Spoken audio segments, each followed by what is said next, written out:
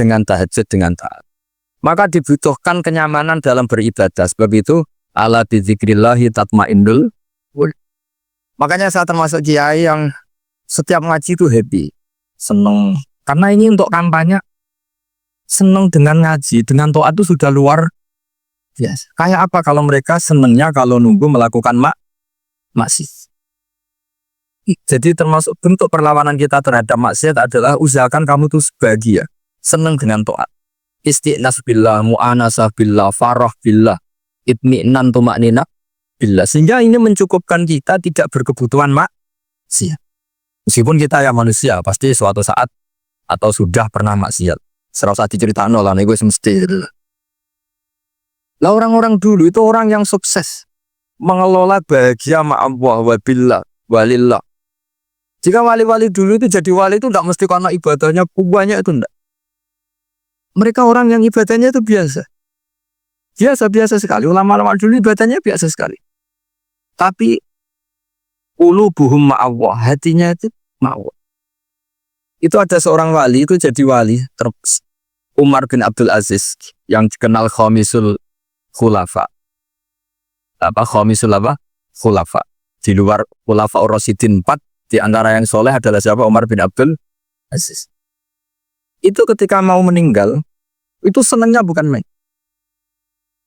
Itu semuanya nangis, beliau senang. Terus tanya, kenapa kamu senang? Memangnya saya kalau mati itu kemana aja? Ila khairi madhubin ilah, ke zat terbaik. Ibang urib bolat atau abi arhamur rahimin ya. Yaitu Allah Subhanahu. Jalaluddin Ar-Rumi ketika mau meninggal itu muridnya nangis semua, beliau marah. Kamu harusnya pesta karena saya mau ketemu kekasih saya, malah kamu tangisi, goblok sekali kamu, katanya. Jadi orang-orang dulu itu luar biasa. Karena tadi mereka tidak ingin ketemu Allah itu dianggap problem. Harus sesuatu yang membahagiakan. Makanya wali-wali itu kalau berdoa begini. Wa khairu ayyami yauman alqaka fih, dan jadikan hari terbaikku adalah hari ketika saya ketemu engkau ya. Pernah dengar doa itu? Wa khairu ayyami yauman alqaka fih, dan hari terbaikku adalah hari saat ketemu engkau. Emang kan enggak, apa matiku mati. Saya tidak tahu wedi dosa apa wedi Israel apa wedi malaikat siapa? Mungkar nakir. Sebenarnya tidak perlu seperti itu. Karena cara pandang Nabi itu ini bisa dipraktekkan. Kalau kamu orang baik, mati artinya apa? Ya baik. Karena husnul mati.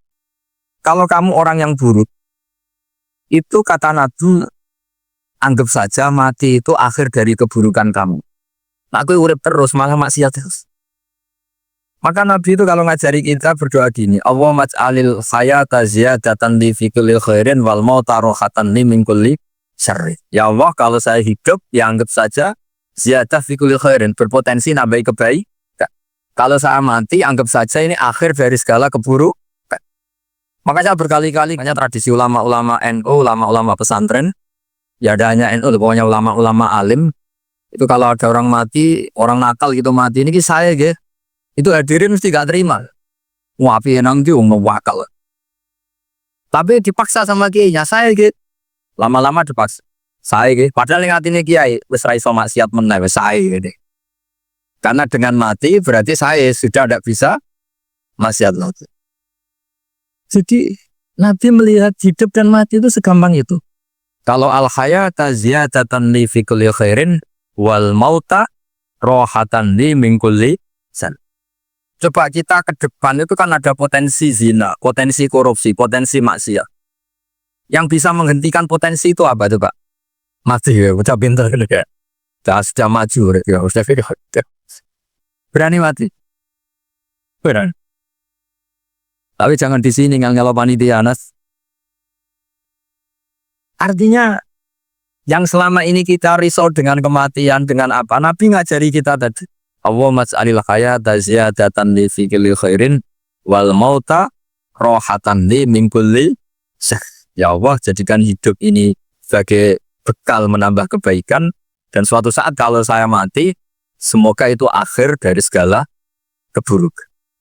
Jadi artinya Nabi itu ngajari kita itu positif terus. Sama seperti ulamanya tadi.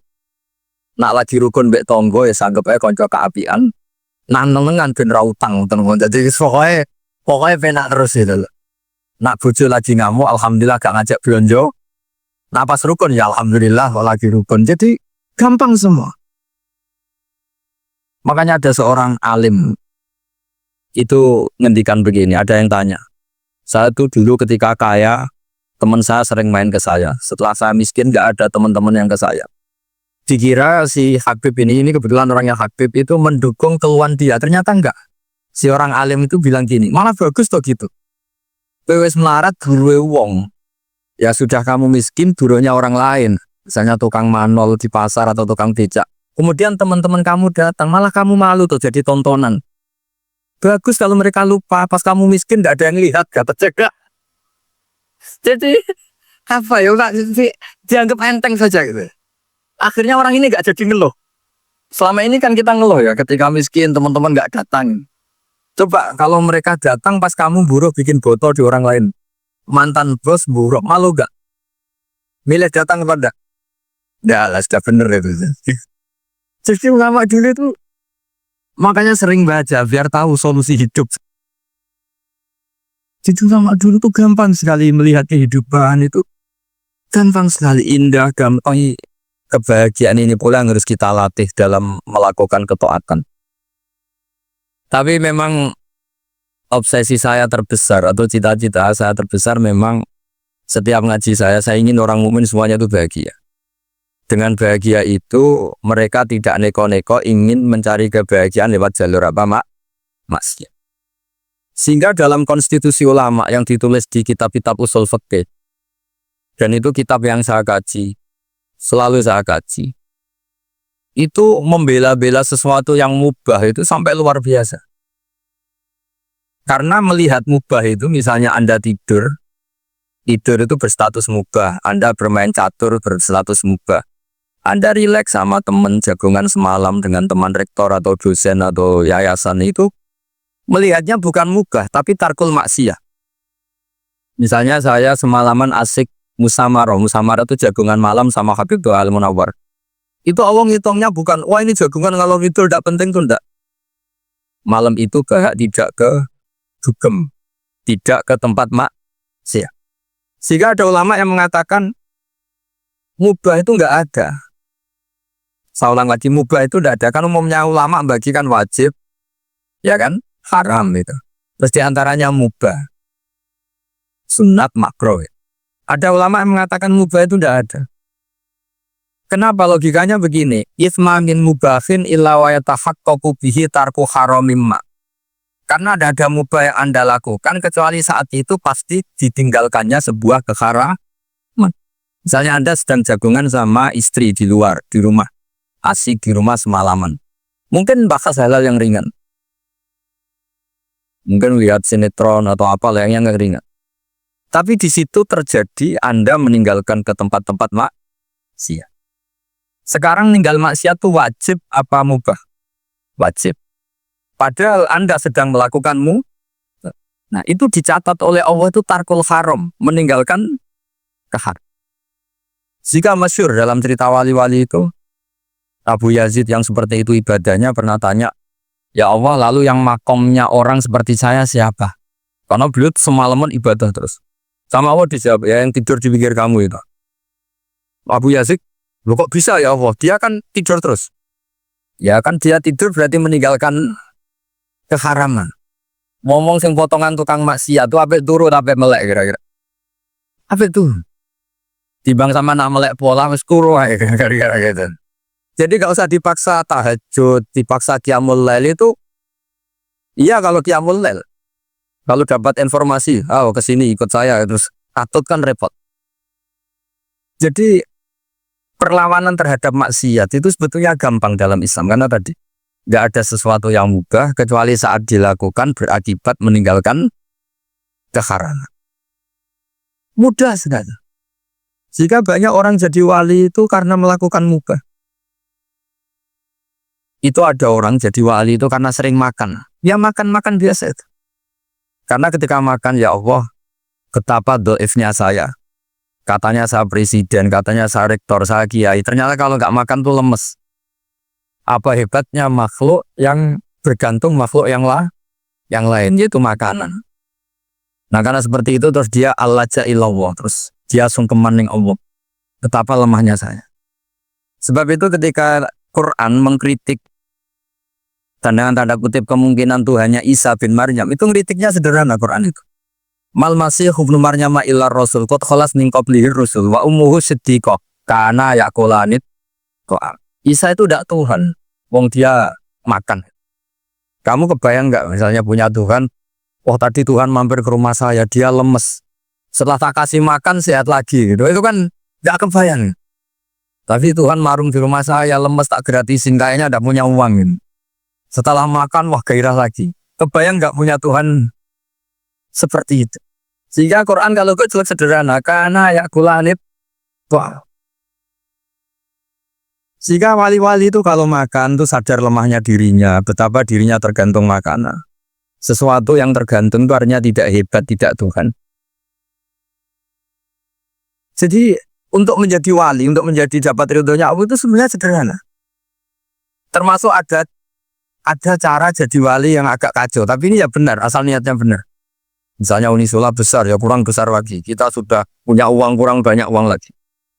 Itu Nabi Ayub, itu kan seorang nabi. Pernah diuji, oh ini ada di Sahih Bukhari. Nanti kamu tanya, hadisnya Sahih enggak? Ini ada di Sahih Bukhari. Kadang orang kota itu aneh, enggak ahli hadis tapi tanya, Sahih enggak? Padahal andikan dibodohi Sahih yang ngandel saja. Jadi kadang ya aneh. Enggak tahu kok tanya kan. Itu Nabi Ayub itu sudah kaya, pas itu sudah kaya. Bukan cerita yang masih miskin, memang sudah kaya. Beliau di kamar digabin satu belalang dari emas. Setelah belalang itu dikejar, ternyata yang jenis itu buahnya semuanya dari emas. Ngambil sana sini, ini yang kesak ini dipenuhin, saku ini dipenuhin, sampai buahnya. Sama Allah digojlok. Kamu itu nabi saya. Kenapa kamu mengumpulkan harta sebanyak itu? Kamu itu nabi saya kok rakus? Ayub jawabannya, ya Allah, siapa yang bisa kenyang dari rahmatmu? Ya, jadi kalau kamu punya uang 1 miliar, kok ingin 1 miliar 100, ingin 1 miliar 200, itu cara ngitung bukan uang. Ya Allah, siapa yang bisa kenyang dari rahmatmu? Karena rahmat Allah tidak terbatas, udah Gusti tenang saja. Meskipun saya gini, rahmat Anda tidak akan habis. Sehingga Waroi ada ilmunya, Tomah juga ada ilmunya. Termasuk Ragus itu juga ada ilmunya. Misalnya begini, ini contoh Ragus yang ada ilmunya begini. Ini saya beri contoh. Mungkin yang boleh niru orang-orang soleh, kalau nggak soleh jangan. Imam Syafi'i, ini cerita nyata. Imam Syafi'i itu dulu ketika ngaji masih muda, itu nggak suka sama guru yang kaya. Kebetulan dia punya guru miskin terus. Namanya Sufyan As-Tsauri, itu miskinnya Masya Allah. Sufyan bin Uyainah juga miskin. Jadi dia miskin, punya guru miskin terus. Sehingga idolanya sama guru-guru yang miskin. Suatu saat guru-guru ini menyarankan dia ngaji Imam Malik. Imam Malik itu kaya raya. Itu babotnya Imam Malik kalau diinjek, itu mata kakinya tidak kelihatan, saking halusnya. Kalah, Indonesia kalah. Imam Malik tuh kaya. Kalau ngaji di kursi tinggi terus pakai bufur itu, pakai jubah Arab yang mahal. Pokoknya mewah Imam Malik. Terus dia mulai ini kiai kok kaya. Kemudian setelah beliau alim, tanya, saya harus ngaji siapa setelah ilmu jenengan habis kira-kira gitu. Kata Imam Malik, sudah, kamu sudah usah perlu ngaji saya, kamu sudah alim alama. Terus Imam Malik datang ke Baki. Zaman itu Baki itu semacam kayak rentalan ya, semacam Grab lah kalau dulu. Mana kafilah yang mau ke Irak? Ya sudah terus, oh kita mau ke Irak, ini antar ke Muhammad bin Hasan As-Syaibani. Itu dibiayai sama Imam Malik. Grabnya ya dibayarin, itu kafilahnya itu ya dibayarin. Imam Syafi'i disangoni surrotan min dahabin. Jadi satu kepes uang dikasihkan. Itu pernah tak hitung semurah-murahnya itu sekitar 60 juta. Imam Syafi'i mulai mikir. Kiai yang saya kritik lomo, sing kiai miskin tak puji, gak pernah ngamal kan, gak bebas itu orang miskin. Setelah datang ke Muhammad bin Hasan As-Syaibani, beliau itu pakar usul fikih. Muridnya Abu Hanifah. Beliau al-usuli, pakar usul fikih. Itu Muhammad bin Hasan As-Syaibani itu kalau ngitung emas, itu di ruang tamu. Uangnya miliaran, emasnya buahnya. Dari kota ini dipindah ke kota ini. Mas, kalau ngitung di ruang kamu. Bukan di kamar, di ruang kamu. Imam Syafi'i tambah kaget. Imam Malik kayak gitu sudah soal Malik ini kaya raya. Setelah Imam Syafi'i kelihatan kaget, digojlok sama Muhammad bin Hasan Asy'ibani karena beliau senior. Atau aja bumi hadza, kamu aneh melihat ini? Iya. Kenapa? Ulama kok kaya raya. Terus kata Muhammad bin Hasan, ya sudah, uang ini tak kasihkan orang-orang fasik, ganti gue demenan, gue nyabu, macam-macam. Oh jangan, nanti dipakai maksiat. Pun jangan mau nasi suka ada. Semenjak itu Imam Syafi'i jadi kalau kampus ini ingin akreditasi A, ingin mulia, ingin apa, kamu ridho kalau yang punya prestasi seperti itu adalah orang-orang fasik. Ridho enggak? Enggak kan? Maka didoakan ini. Nah, itu namanya berpikir secara usuli. Kamu jangan hanya nuruti karena berpikir waroi terus kamu benci kekayaan. Apa tidak bisa seperti itu. Karena pangkat dan kekayaan ketika dikelola secara kesolehan maka akan menjadi energi positif yang luar biasa. Semenjak itu Muhammad bin Hasan Asy'ibani berhasil mendidik Imam Syafi'i. Sampai akhirnya keterusan Imam Syafi'i berpendapat kalau orang Islam bisa bikin rumah tingkat kok punya rumah reyok itu haram. Soalnya keterusan. Kalau bisa jadi bupati kok jadi ketua RT juga haram. Karena al-Islam ya'lu wala yu'la. Islam itu luhur bukan bisa diluhurin.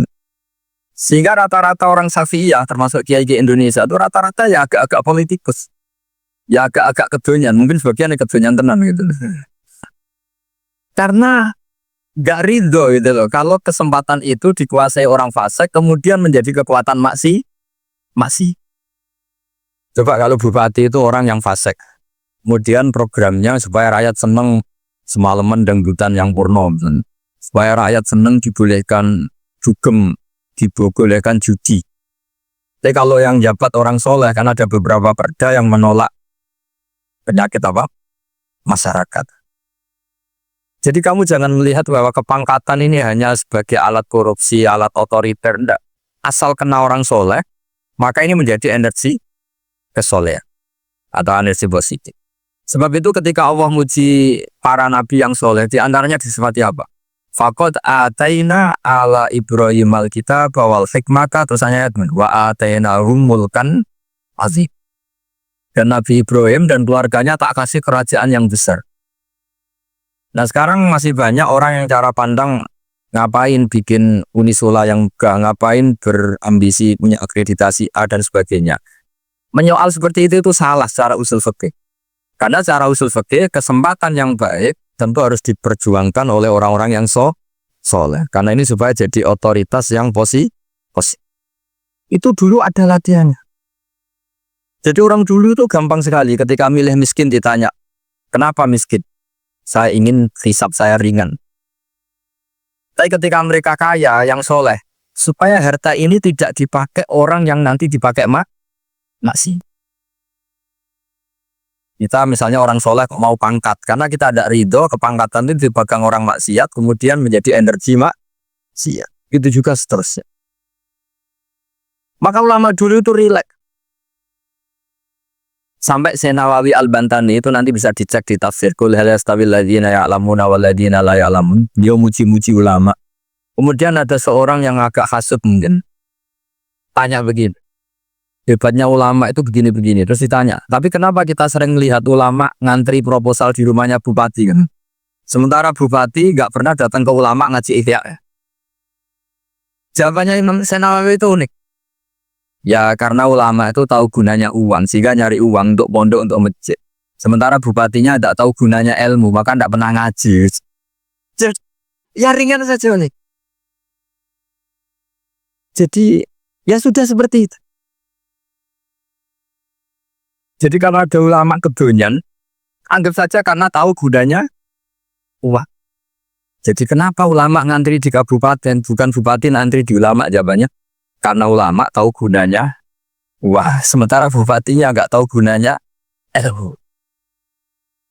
Kira-kira gitu lah. Ada ustadz tidak ganteng, kesensem rondo cantik, karena tahu gunanya ustadz itu. Artinya tahu gunanya kalau saya nikah nanti punya anak jadi gus, karena dia kiai gitu. Tapi rondonya raro gunanya dia karena miskin gitu. Jadi ulama dulu tuh rileks. Rileks menafsirkan apa saja tuh rileks, termasuk saat terpojok. Itu rileks. Karena semuanya dianalisis pakai ilmu. Sehingga ciri utama wali itu apa? Ala inna awliya Allahi la khaufun alaihim walahum yahzanun. Enggak ada rasa takut, enggak ada rasa gampang. Karena melihat sesuatu itu gampang saja. Seorang lagi melihat sesuatu itu gampang saja, ringan. Ya, semoga barokah. Assalamualaikum warahmatullahi wabarakatuh.